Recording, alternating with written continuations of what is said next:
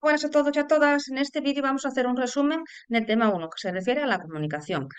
La comunicación cobra una especial relevancia al hablar de personas en situación de dependencia, por lo que es importante que conozcamos muy bien este proceso y desarrollemos las habilidades comunicativas e interpersonales para realizar bien nuestro trabajo.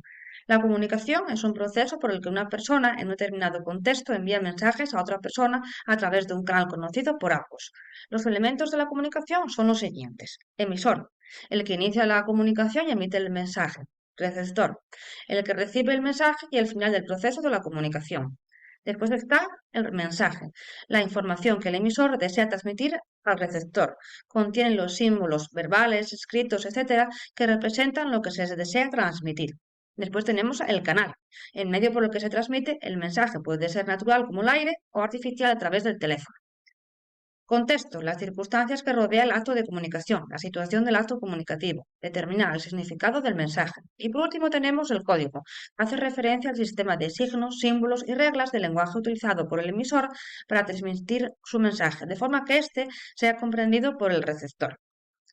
Existen dos niveles de comunicación. Nivel de contenido: este nivel hace referencia al intercambio de información. Lo importante aquí es lo que se dice.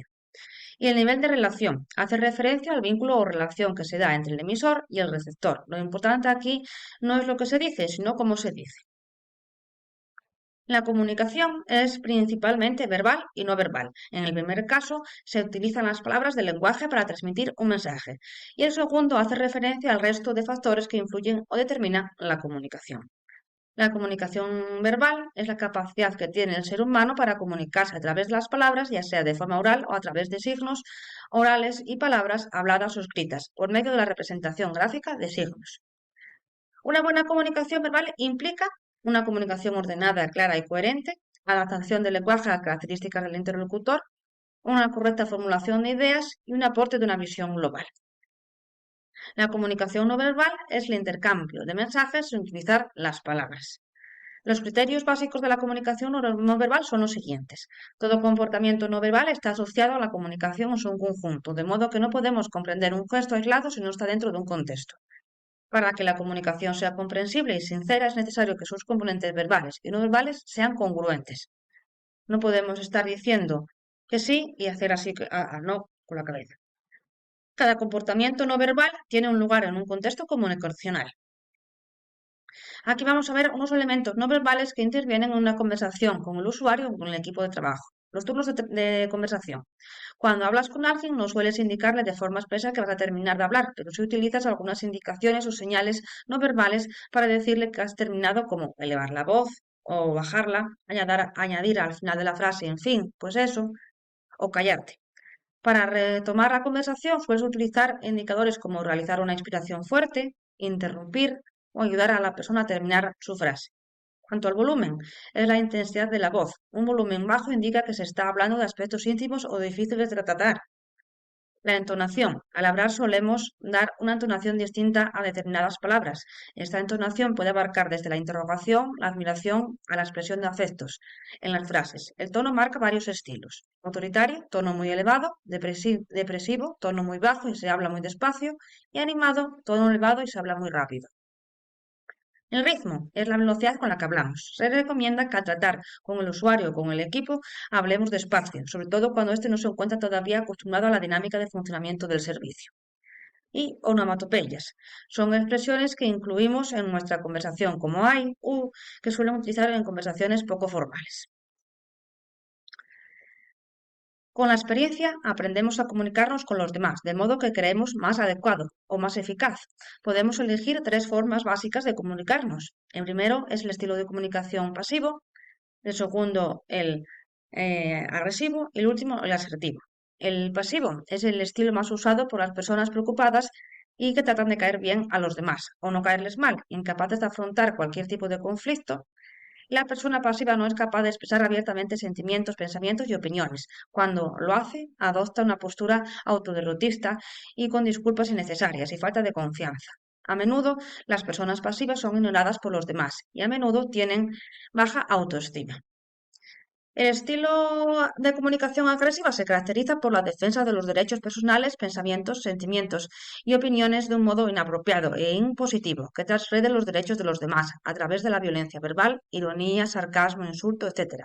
Existen muchas formas de agredir verbalmente a las personas. La agresión verbal directa sucede cuando acudimos al grito o al insulto como forma de imponer nuestras opiniones y voluntad. La agresión verbal indirecta logra, sin el insulto directo, que la otra persona se sienta ridiculizada, disminuida y desvalorizada.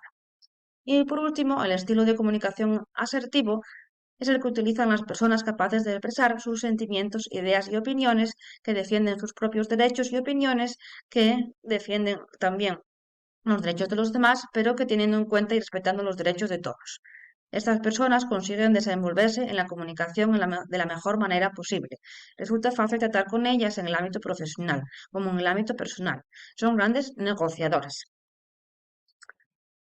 En el proceso comunicativo pueden aparecer elementos que entorpecen y limitan o evitan que la comunicación se produzca en condiciones óptimas. A estos elementos se denominan barreras, que podemos clasificar de la siguiente manera. Semánticas. Algunas palabras de nuestro idioma tienen varios significados y es posible que el receptor las interprete de forma diferente o bien no las comprenda. Físicas. Son barreras que provienen del entorno que nos rodea, como el ruido ambiental. Fisiológicas. Se trata de deficiencias personales en el emisor o el receptor que impiden emitir o recibir de forma precisa un mensaje. Psicológicas. Nuestras emociones, creencias y valores pueden interferir en la comunicación, deformando el contenido del mensaje, como los prejuicios. Y socioculturales, debidas a diferencias económicas, culturales, religiosas, étnicas o sociales. La comunicación telefónica se produce cuando el emisor y receptor no interactúan presencialmente, sino a través del teléfono. Las desventajas de la comunicación telefónica son las siguientes. Al no disponer de contacto visual directo, no existe lenguaje verbal y por lo tanto no podemos matizar gran parte de la intencionalidad o de la carga emocional que se comunica mediante la expresividad y los gestos. En una conversación telefónica, además de la voz, intervienen tanto los dispositivos que utilizamos para mantener la conversación como el canal para transmitirla, que es la línea telefónica. Si alguno de estos elementos falla, la conversación se verá alterada, obstaculizada o cortada. Los dos pilares fundamentales en los que debemos basar nuestras estrategias de comunicación telefónica son los siguientes: expresarnos de forma clara y precisa a través del lenguaje verbal y también paraverbal, y escuchar de manera efectiva para comprender las necesidades de la persona usuaria y del equipo de profesionales de la mejor manera posible. La combinación de ambas acciones dará lugar al tercer elemento clave de este esquema, que es la retroalimentación. Hasta aquí el resumen del tema 1. Cualquier duda no dudéis en planteármela a través de los foros, la plataforma o cualquier vía de contacto conmigo. Un saludo, nos vemos en otros vídeos.